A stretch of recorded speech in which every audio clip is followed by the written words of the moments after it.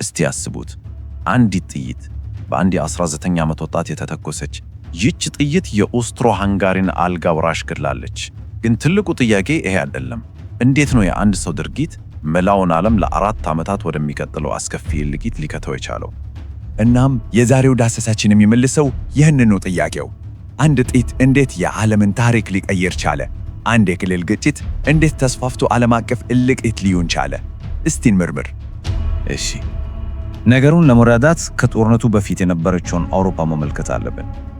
በወቅቱ አውሮፓ በሰላም የምትዋኝበት ሁኔታ ላይ አልነበረችም፣ በፍጹም። ይልቁንስ በውጥረት በፉክክርና በጥላቻ የተሞላች ነበረች። ትንሽ ብልጭታ ብቻ ነበር የምትጠብቀው።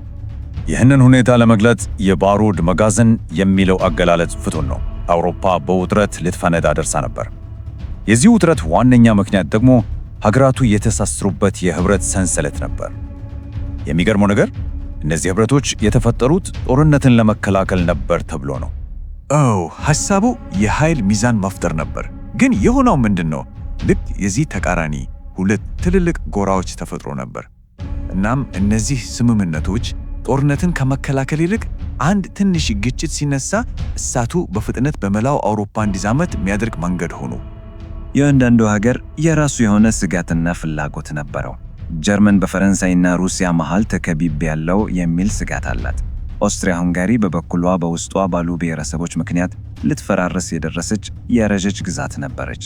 ፈረንሳይ በቀል ትፈልጋለች። ሩሲያ የስላቭ ህዝቦች ጠበቃ ነኝ ትላለች። ብሪታንያ ደግሞ ማንም የአውሮፓን የኃይል ሚዛን እንዲያዛባ አትፈልግ። እናም እነዚህ ህብረቶች የደህንነት መረብ ከመሆን ይልቅ አንዱ ሲወድቅ ሁሉንም ይዞ የሚወድቅ የዶሚኖ ሰንሰለት ሆኑ። እና ያ ዶሚኖ ወደቀ በሳራይቮ። ያን ግድያ ተከትሎ የህብረቱ ሰንሰለት መንቀሳቀስ ጀመረ በፍጥነት፣ ማንም ሊያስቆመው በማይችልበት ሁኔታ።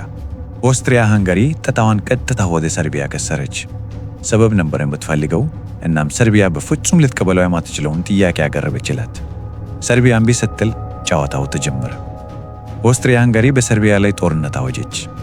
ወዲያው ሩሲያ ለሰርቢያ ወገን ሆና ጦሯን አደራጀች። ከዛ ጀርመን ለኦስትሪያ ሃንጋሪ ድጋፍ በመስጠት በሩሲያ ላይ ቀጥሎም በፈረንሳይ ላይ ጦርነት አወጀች። ገለልተኛዋን ቤልጂየምን ስትወርድ ደግሞ እንግሊዝ ገባችበት። በሳምንታት ጊዜ ውስጥ አውሮፓ በእሳት ተያዘች። የሚገርመው ሁሉም ወደ ጦርነት ሲገባ በፍጥነት እንጨርሰዋለን የሚል እቅድ ነበረው። ግን የጦርነት አስከፊ እውነታ ከጠበቁት ፈጽሞ የተለየ ነበር። የጀርመንን እቅድ እስቲ እንመልከት። የሽሊፈን ፕላን ይባላል። ሐሳቡ ይሄ ነው። ሩሲያ ሰራዊቷን ለማደራጀት ጊዜ ስለሚፈጅባት ሙሉ ኃይላችንን ተጠቅመን ፈረንሳይን በ6 ሳምንት ውስጥ በፍጥነት እናሸንፋለን። ከዛም ሰራዊታችንን በባቡር ወደ ምስራቅ አዙረን ከሩሲያ ጋር እንፋልማለን። በጣም አደገኛ ቁማር ነበር። ሁሉም ነገር በሰዓቱ መስራት ነበረበት። ግን እቅዱ ከመጀመሪያው ቀን አንስቶ ተበላሸ። ምክንያቱ ትንሹ የቤልጂየም ጦር የጀርመንን እንቅስቃሴ ባልተጠበቀ ሁኔታ ለቀናት አዘገየው። ያ መዘግየት ደግሞ ሁሉንም ነገር ለወጠው። ያ የቤልጂየም መዘግየት ፈረንሳይና እንግሊዝን አተነፈሳቸው። እናም የጀርመን ጦር ፓሪስ ሊገባ ሲል የማርን ተአምር የሚባለው ነገር ሆነ። እዚህ ላይ ነው በጣም የሚገርመው ታሪክ ያለው። የፓሪስ ታክሲዎች። የፓሪስ የጦር አዛዥ 600 ታክሲዎችን ሰብስቦ 6000 ወታደሮችን በአንድ ሌሊት ወደ ግንባር አጓጓዘ። የጀርመን ግስጋሴ ቆመ። ፓሪስ ዳነች። የሽሊፈን ፕላንም ህልም ሆነ።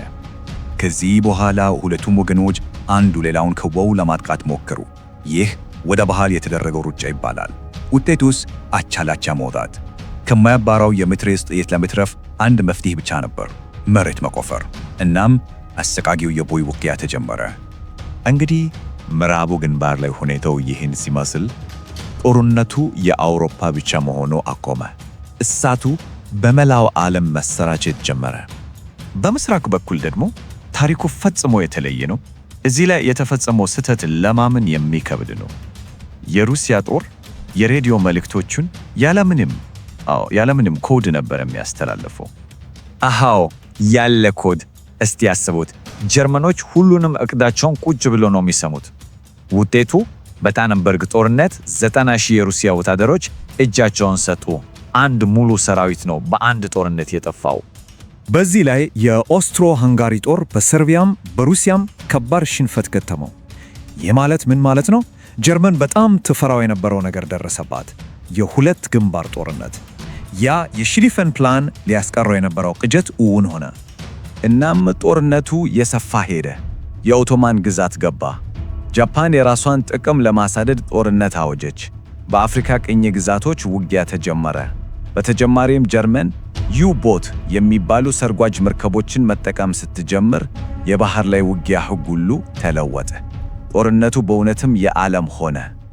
እናም 1914 ሊያልቅ ሲል አንድ ነገር ግልጽ ሆነ። ያ ጦርነቱ ከገና በፊት ያልቃል የሚለው የዋህ ተስፋ መራራ ትዝታ ብቻ ሆኖ ቀረ። በሁሉም ግንባሮች የደረሰው ኪሳራ ለማመን የሚከብድ ነበር። ለምሳሌ የኦቶማን ጦር በካውካሰስ ተራሮች በከፈተው ጥቃት አብዛኞቹ ወታደሮች የሞቱት ከጠላት ጥይት ይልቅ በበርድ ነበር። ግን በዚህ ሁሉ ጨለማ ውስጥ አንድ አስገራሚ የብርሃን ጭላንጭል ታየ። የ1914 የገና ተኩስ አቁም። በምዕራቡ ግንባር የጀርመንና የእንግሊዝ ወታደሮች እንዲሁ በራሳቸው ተነሳሽነት ከቦያቸው ወጡ። ስጦታ ተለዋወጡ፣ መዝሙር ዘመሩ፣ አልፎ ተርፎም እግር ኳስ ተጫወቱ። ለአንድ አጭር ቅጽበት ሰዋዊነት ከጦርነቱ በለጠ። ግን ያ ቅጽበት አጭር ነበር። የጦር አዛዦች ይህን ነገር በፍጹም እንዳይደገም ጥብቅ ትዕዛዝ አስተላለፉ። እናም በ1914 መቻከል መጨረሻ ላይ አንድ ነገር ፍንቱ ብሎ ታየ። ይህ ጦርነት በብልሃት የሚጠናቀቅ ሳይሆን ረጅም፣ አድካሚ፣ አንዱ ሌላውን ደም በማስፈሰስ ብቻ የሚያልቅ ጦርነትም ቢሆን ግልጽ ሆነ። እናም ይህንን ዳሰሳችንን በአንድ ጥያቄ እንቋጨው። በዛ ጭቃና ብርድ በተሞላ ቦይ ውስጥ የነበሩት ወታደሮች የድሮ ዓለም እንደሞተ ተረድቷል። ነገር ግን የሚመጣው አዲስ ዓለም ምን እንደሚመስል ገና አያውቁም። በእነሱ ቦታ ሆነን ስናስብ ስለ መጪው ጊዜ ምን ሊያስቡ ይችሉ ይሆን?